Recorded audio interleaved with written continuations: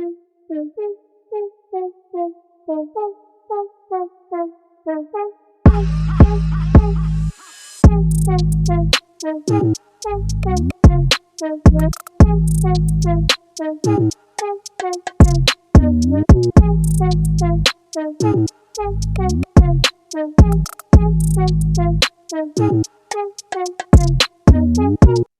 welcome to First Thoughts. I'm Connor Eyzaguirre. And I'm Adam Johnson. And today we're discussing the Netflix David Fincher collaboration, The Killer, which came out alongside a Marvel movie and is, people are talking about it. So that's a good start. This was a Netflix release and a theater release simultaneously. So box office isn't too great. It's certainly it's got a vibe. Yes. I was somewhat disappointed. I'm not going to lie. What are your immediate thoughts on The Killer?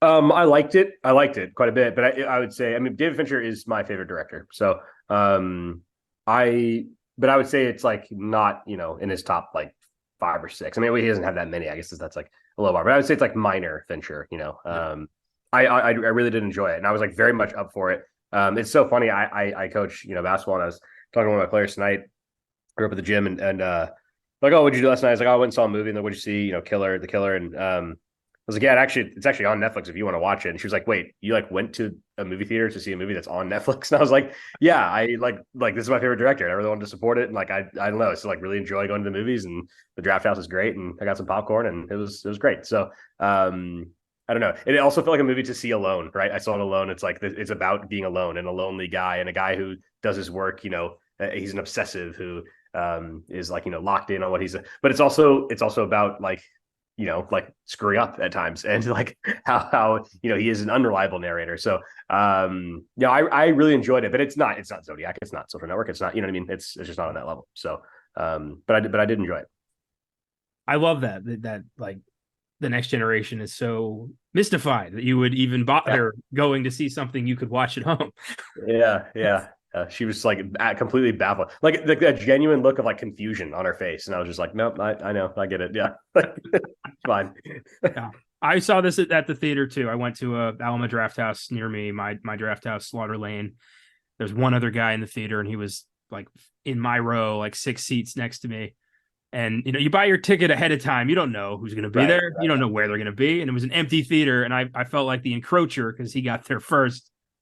And I just sat there coughing a little bit because of my recent bout with bronchitis, and just constantly kind of looking over, like saying with my eyes, like, I'm sorry, man. Yeah. Did you ever give him like a little hand, like, sorry? Yeah. Like, just kind of like, no, he never looked at me. He was glued to the screen, thankfully. But the whole time I'm like, every cough, I'm like, oh, he's gonna tell his friends about this day and how like some douchebag coughed the whole time during the movie. You are that guy to him. Yeah, mine had a decent amount of people in it. I wouldn't,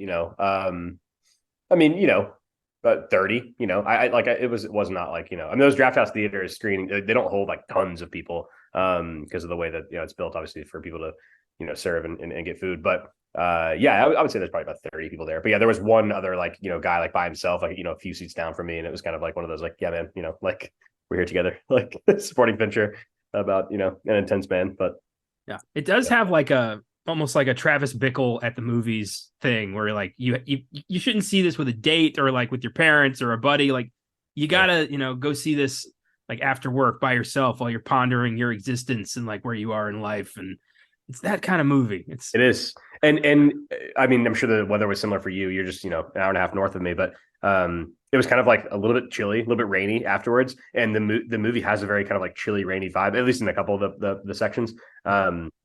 And I always leave movies like that. It's the same thing when I left like, Baby Driver or, Ford versus Ferrari, where I get my car. I'm like, oh yeah, here we go. I'm like, but I feel the same way. It's like, as I'm like kind of walking to my car, like getting to my apartment complex, and it's quiet. Like as I got back at, 1 a.m, I'm walking around. I'm like, oh, I'm like the killer. I'm like the Fassbender character, just a solitary guy like out in the world, But yeah, I do like the mood that it's set. I think that's like a hallmark of Fincher stuff, and I think it did a really good job in this movie in terms of just kind of setting a mood. Yeah, Fincher's never wavered with that. It's he knows exactly the kind of tone he wants to set with all of his films. My main issues with this one come from the script, which feels insanely generic.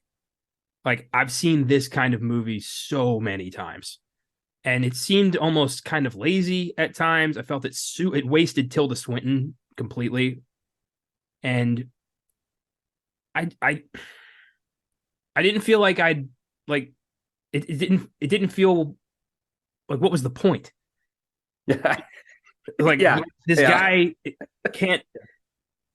We just see him screw up every single time. Like he's always like, if you better hope we don't cross paths. I'm the master of what I do, and he misses like a super obvious shot. Like this is our rock star. This is Well, I think that's kind of the point, right? Is like he is an unreliable narrator, so it's like I think that's kind of what it's going for. It's like let's set the tone of the first 10 15 minutes of the movie of like this guy's meticulous, just like the nth degree, and he's like he's done so many of these, but it's like and then as the movie plays out we realize like, oh, maybe what he was telling us at the beginning is like not actually true. Like maybe he's like actually this kind of like slightly not bumbling idiot, because obviously you have to have some level of like precision to do this job at all. But and I don't know, are we going to totally spoil it? Are we oh yeah, okay? we've never Okay. every first thoughts we've ever done has been a spoiler. I thought so, but I couldn't quite remember. So I mean he obviously he bungles a few things down the stretch, but then also kind of like accomplishes some of the tasks that he sets out. So it's not like he's just like this total moron. But yeah, your Tilda Swinton point was a good one. I do think that scene was really cool, them in the restaurant, but it's just like she's barely in it. I when I saw her, obviously in the cast, I was like, oh, this is gonna be great. That's gonna be a huge part of the movie. But no, it is Fassbender. I mean, he is 85% of the movie. I mean, because it's narrated by him, by the character, and we're kind of in his mind. And I thought that was one of my favorite parts of the movie is how it shifted perspectives from like kind of in here, whether we had the headphones on and the sound. I thought the sound editing in this was like unbelievable. Yeah, I'll second that. I love especially the opening where he's prepping the shot and he's got how soon is now playing by the Smiths, and it's like going in and out of his like what he's hearing and what the world's hearing. That was really well done. Yeah, I really like that. And Fassbender is just fantastic. He's so good, so good. He keeps getting stuck in forgettable movies, which is a damn shame. I really hope he Next Goal Wins is his next project, and I really hope that he gets some recognition for that, because like he was on a hell of a streak for a while, and then just I think like The Snowman kind of killed him for a while. Well, and then he hasn't worked since Dark Phoenix, right? So he took 4 years off, So he has he really been gone for 4 years? Yeah. So between Dark Phoenix and The Killer and the next, well, he has two things out in the same like week or whatever, and The Killer and Next Goal Wins. But yeah, Dark Phoenix was the last thing, and then before that it was 2017. He did The Snowman, like you mentioned, and then before that did the Alien Covenant movie and Assassin's Creed before that. So yeah, no, I mean, but like there's been some rough stretches here. I mean, it seems like one of those guys that everybody really likes. But like actually when you like kind of go through the IMDb, it's like, there's not as much here as, I wish there was. Right. It's like I loved Inglourious Bastards, X-Men First Class, and Steve Jobs, and then like that's it, really. I mean, that's sad. 12 Years a Slave. 12 Years a Slave. I mean, he's not in that much, but it's a good movie, but I won't say I like 12 Years a Slave. Well, yeah, it's like, you're not popping that in, on a Saturday night, it's not as good as you would hope. But like he's really good. He's always really good. So you're kind of like, oh yeah. Like I love Michael Fassbender. It's like, oh, give me your top 5 Michael Fassbender movies. And you're like, oh, actually, that's tougher to come up with. Yeah, it is. That's a shame. So this movie's based on a graphic novel by Alexis Nolent and Luc Jacquemin. I have not read this. Apparently it's very popular in France. And I read that this was a 20-year passion project for Fincher. He'd been eyeing this for quite some time, and it does not feel like a passion project. It feels like a work for hire. If anything, it reminds me more of Panic Room. Yeah, I think that's fair. Yeah.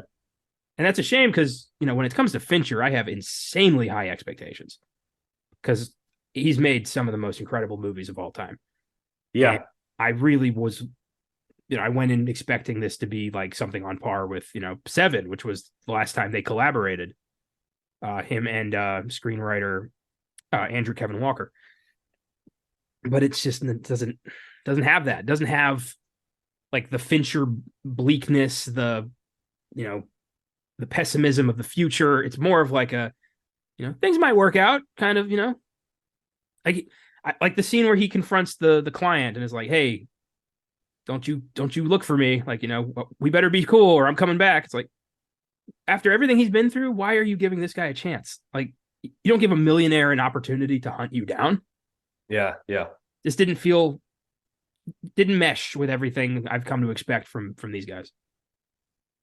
Yeah, I mean, all the other pieces I think are there. I do agree with you. I think the script is a little bit weak, and it's just, it's actually like it's told in this like pretty tight like 2 hour window, and it both at times feels too long and too short. It's like Yeah.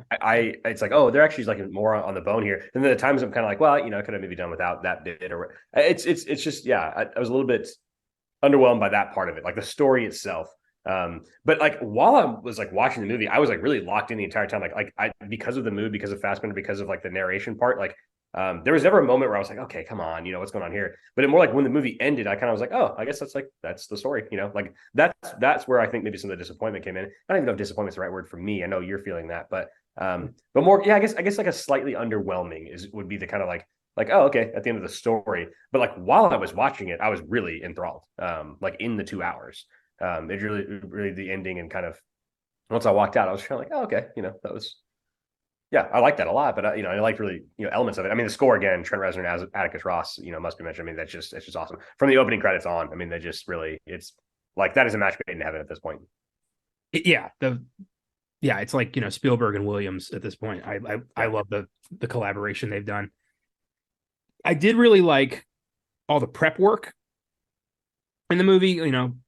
The killer finding his people, like his targets, and planning all that out, and like, going out and buying a duplicator from Amazon, and like just making all that happen. Very banal kind of, especially like I love the bit with the recycling bin, getting into Hodge's office and just being like, hey, hold the door there, buddy. Like, yeah that was cool. And how he was very just uncompromising in his revenge.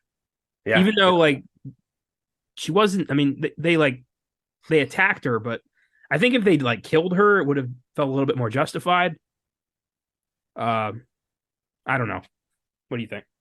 Yeah, well, and I think that intentionally they're not really going into like kind of the love story part of it. It's like, oh, why does this, like, because I could see like some producer being like, well, maybe do we get a scene where we like see them like falling in love and all this stuff? And it's like, I actually like that was not really part of it. Like, it's like that doesn't really like matter. It's really more about like this guy and his like idiosyncrasies and like all of that. That's really what the story is, and what the movie is. So I didn't really like care about that part. But how about that house though that they had, the little safe house in Dominican Republic? My goodness, that was absolutely insane. But that scene when he obviously is fleeing the Paris scene, like where he misses the shot, I loved that. Like the kind of, it was like kind of a chase, kind of not like the, like, taking off the gloves, getting the motorcycle, not, it's like all that little stuff, dumping certain things in different parts of the city, like, throwing that one thing in the trash bin, like, it's like all that stuff I thought was like really cool and really well done. And that felt like kind of like classic Fincher to me. But no, I see, like, I could see someone seeing this, like maybe they've only seen, The Social Network, or they've only seen Zodiac or whatever.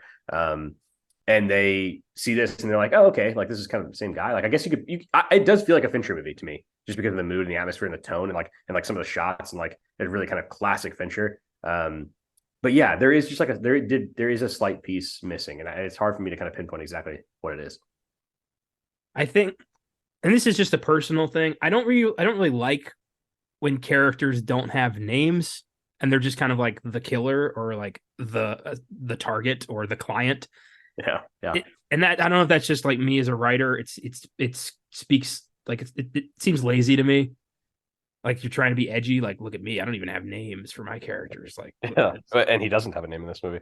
I did love that all of his aliases were like 80s TV characters. Yeah. I was picking up on that, but then like I didn't think it was. I thought it was just like, am I imagining this? And then Sam Malone cleared it for me. Yep, okay, that's on purpose. Yeah, so that part of it, I like that. I actually thought this was like pretty funny. Like, I laughed out loud like a few times, which is unusual for a movie about a hitman. But I do think like he did a lot of that stuff, like the Amazon shout out, the the McDonald's bit when he's in Paris. is all I think Fincher's way of saying like, hey, I realize like I do commercials. Like I've done commercials. Like I'm this kind of like anti-consumer guy with like Fight Club and all that stuff, but also like I've done commercials for Nike and for, these like massive, massive companies and helped them make, millions and millions of dollars. So like he is like this like, kind of almost like walking contradiction. And I think he's aware of it, which is what makes it so interesting. And that's what this guy is too, right? Like he's this meticulous dude, but like also like not that great at like the job. So he's like kind of this just this walking contradiction. Does he want to be this hitman for life, or does he want to have this like quiet life with his partner or whatever? That's kind of like the crux of the movie to me, which is I found really clever.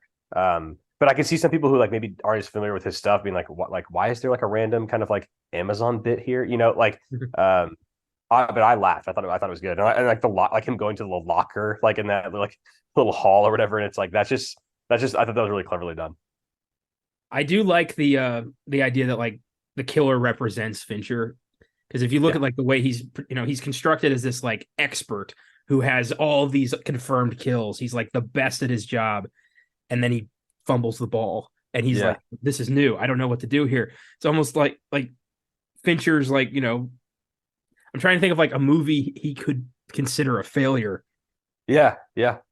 And I guess like the only one I don't really like is Benjamin Button, but even that was a success. Yeah. So I don't know. Like maybe he considers like his time on Netflix with like Mindhunter a failure because they never got to really see that through. Yeah, but that show is so good. I mean, amazing. Yeah. I love it. Yeah, like, yeah. We so never. I don't know. I always wonder. It. In his mind, does he feel like he has misses, or is it just the alien, kind of like that wasn't really my movie, thing?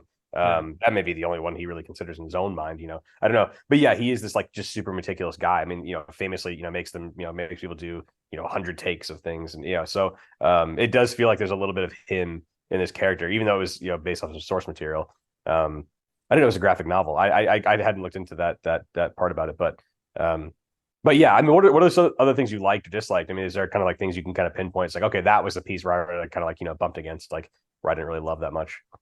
I thought the scene, the fight scene with the big Florida guy was kind of sloppy. But I mean, I'm not expecting like, Bruce Lee level choreography here, but I just don't like, I don't know if this guy's supposed to be a fighter or like where his expertise really lies. Yeah, they just called him the Brute. Well, I meant Fassbender. Like, does he have? Oh, sure.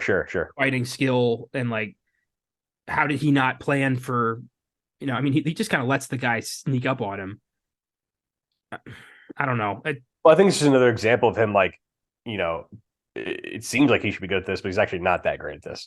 Like it's just like another example of him kind of like letting the guard out when he did start to do things based off of like emotion and revenge rather than just like getting the job done.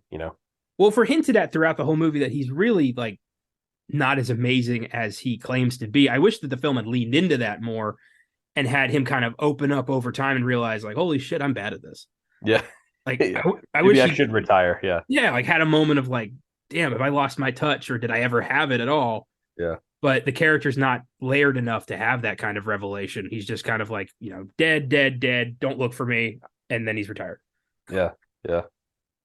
Yeah, clearly he's done well at some point because he has the house, he has the, like obviously the money. I mean, there's, that's not really the issue, but yeah, I don't know. Yeah, I just it's actually quite different than I thought the movie was going to be. And I that was not disappointing to me. I liked that it was different. I liked that like I laughed. I didn't expect it. I expected it to be like dark, like sinister dark, but it actually was like it was legitimately funny at times and. There's some really kind of clever lines, but yeah, the Tilda Swinton thing. I mean, that's the other thing too. The cast is like, it's like not that notable, so it's like we go from, a Social Network type movie where it's just like, oh my gosh, I mean, this cast is just unreal, like, and they all go on to do such like great things. And there are people that are already in their prime in that movie. Obviously you got, Downey Jr. and Gyllenhaal and Ruffalo and all these guys and Zodiac, but this cast is like pretty like low key. And it's like not a lot of big names. There's very few big names really. And that part was like not disappointing to me, but it's just like, oh, that's an interesting choice to kind of like not really cast like anybody major other than really Fassbender and then Tilda Swinton for what, a scene, like one scene. Well, the more I think about it, the more I bet that was intentional because the characters in this movie are supposed to be forgettable as per their career. They're supposed to pass through the crowd. Yeah. So I mean, maybe that was intentional. You're not looking at superstars. You're looking at Yeah. not one note actors, but like up and comers, maybe. Yeah. Well, I did love Charles Parnell as the like lawyer, like slash like I guess his boss. Essentially, I did think he was really good, and he's got that iconic voice. So that was one I did enjoy quite a bit. But yeah, I'm almost wondering. Yeah, you're right. It probably would have been distracting if like the random cab driver was like Anthony Ramos instead of like this this guy. That probably is like a I think that was a smart choice. I did like the globe, trotting nature of the movie. I thought that was cool. That way it kind of jumped around from like each chapter was like in a different location. And I actually felt like I was in those locations, which I guess we were in a couple of them. But I liked Fassbender's narration throughout. It reminded me very much of Dexter. Made me think like David Fincher watched like a few seasons of Dexter over a weekend and like suddenly started thinking like I want to make a assassin movie. Like, yeah. That's the vibe I thought. Then I found out 20-year passion project, and I'm like, what? All this doesn't add up. Yeah. But yeah, his like when he gets to Florida and like the shit he's saying, and yeah, I really liked that dialogue. And yeah, the scene in the restaurant with Tilda Swinton is great. I love movie scenes where like one of the characters has just from the get-go accepted they're not making it out of this. Yeah. Yeah. And just how they handle their final moments is always so fascinating, and her just kind of being defiant about it, but also not letting him get away without hearing her side of this. Yeah. Yeah. But even then, she's still at the end, right? She has the knife in hand, like she's like, I was going to try, but he was too smart on that one. He said, nope, you're done. Yeah. Yeah. The scene with the lawyer and his secretary was really fucking cold. Yeah. Yeah. I love how Hodges is like, you're not going to do it. You would never do it. And he hits him 3 times with the nail gun and lets him die a very painful slow death. Well, but it actually wasn't that slow. That was the point, right? He says like, oh, he's got 6 or 7 minutes, and then it's like 30 seconds. He's like later, he's like, oh shoot, like I screwed up again. But that was like another example of him like being this like cold killer, and then like, oh, actually, like that didn't quite go how I wanted it to. But and then how he just like the secretary, what was her name? Dolores, just knows she's gonna die, and her only wish is just please don't hide my body so my kids can have my insurance. Like, yeah, damn, man. Make it look like I did it or something. Yeah. And did you think that like was he too? What you think the cab driver deserved to die?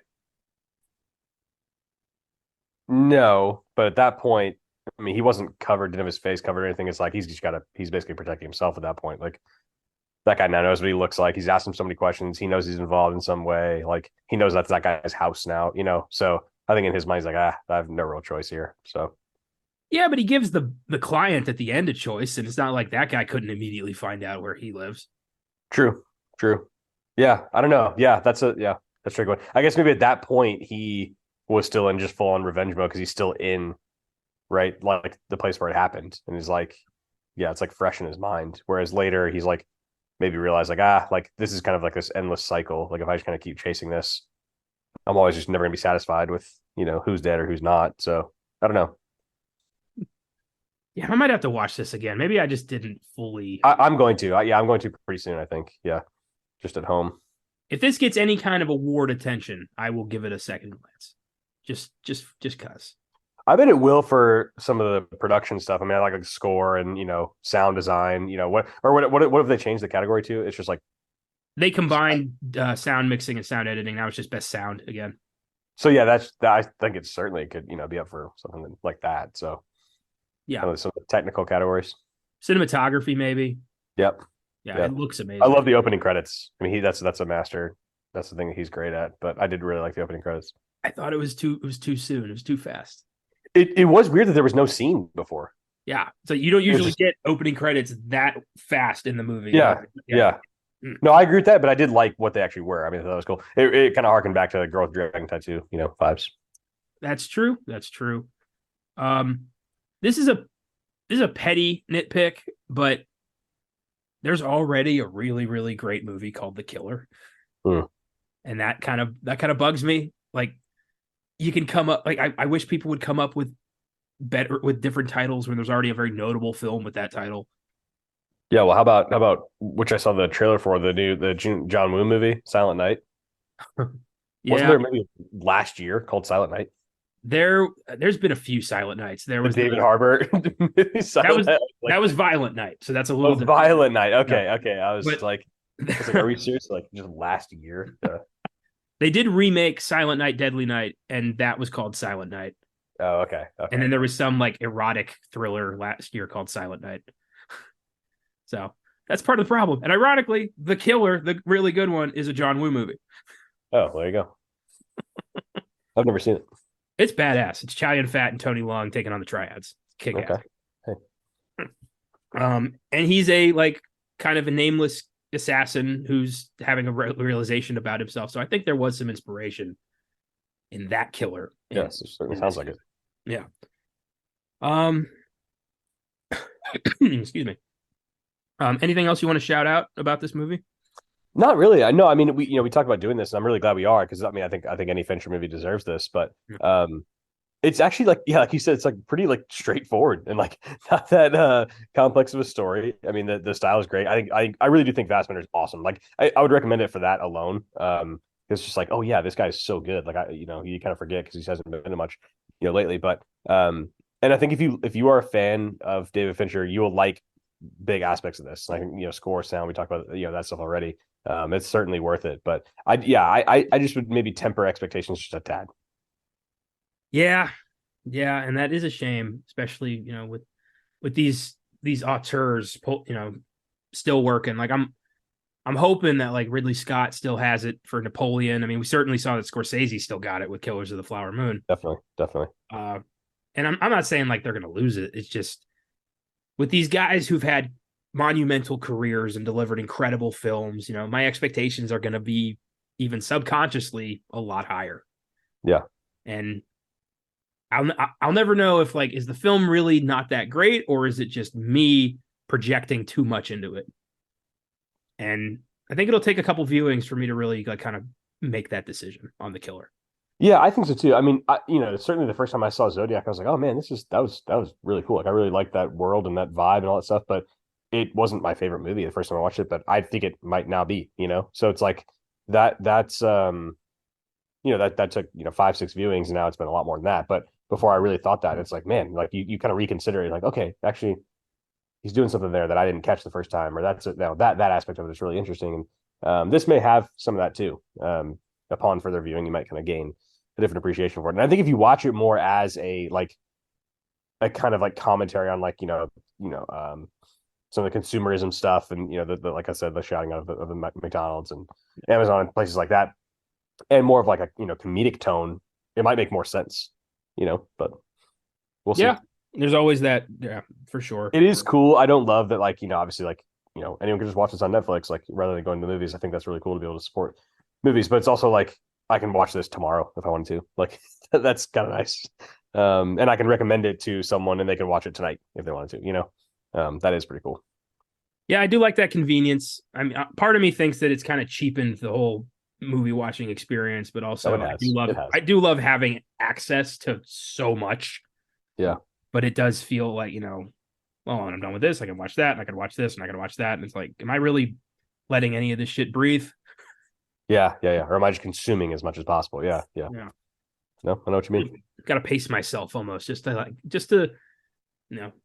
get the taste out of my mouth on that before I, jump into this. Sure. Have you taken the Enneagram test? No, what is that? Okay, that's like a personality like test. There's like it's a 1 through 9. It's like numbers.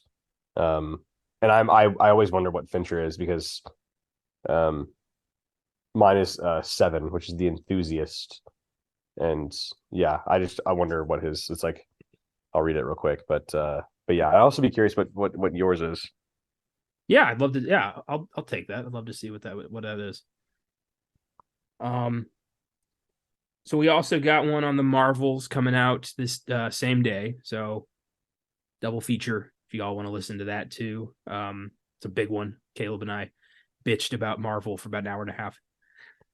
I just can't. Yeah, Marvel. I just can't quite do it. Real quickly, here's a 7. 7s are extroverted, optimistic, versatile, and spontaneous, playful, high-spirited, and practical. They can also misapply their many talents, becoming overextended, scattered, and undisciplined. They constantly seek new and exciting experiences, but can become distracted and exhausted by staying on the go. They typically have problems with imbalance and impulsiveness at their best. They focus their talents on worthwhile goals, becoming appreciative, joyous, and satisfied.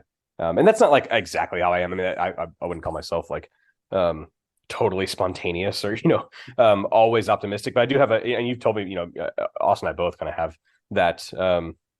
And you've told both of us like, I wish I could grab some of that sometimes, and I think we do have a more optimistic outlook on life. But which is funny that like, despite having that personality, I find like my favorite director is David Fincher. Right? It's like that we all contain multitudes, and it is okay to kind of to have that. So, but that's a quick Enneagram. But on the Marvel thing, are you going to read the MCU book that just came out recently by Joanna Robinson, all about that?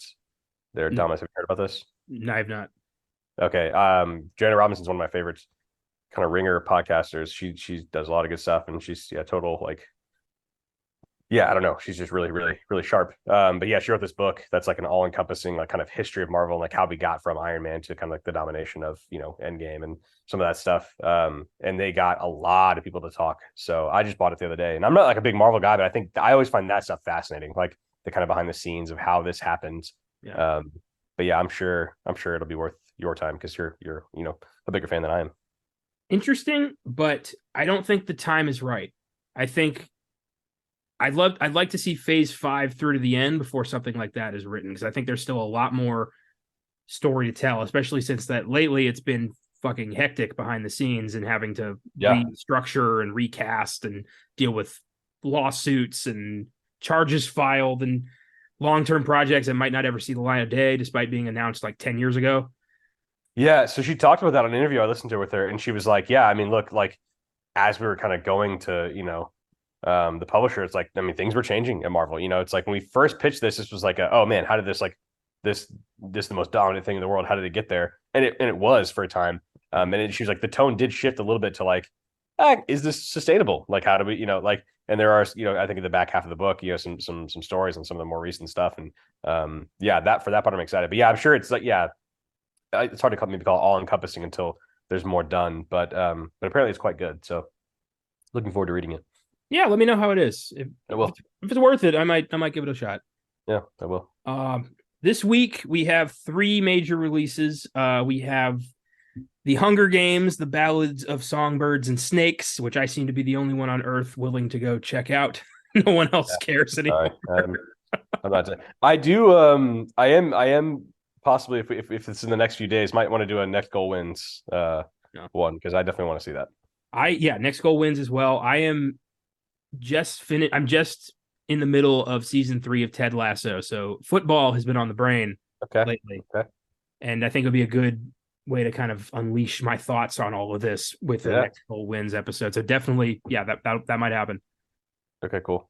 And then Eli Roth is back in town with Thanksgiving, a slasher film for the one major holiday that really didn't have a slasher movie. So here we are. Now we do. Yeah, Caleb's looking forward to that. He's Eli Roth's biggest fan. I have a ticket for it. I'm willing to give it a shot. Eli Roth has disturbed me quite a few times, but I don't see what he can do with Thanksgiving unless he's got like someone getting like shoved up a bird or something. I don't know. We'll see. That very well be where the bear Jew goes. Oh God.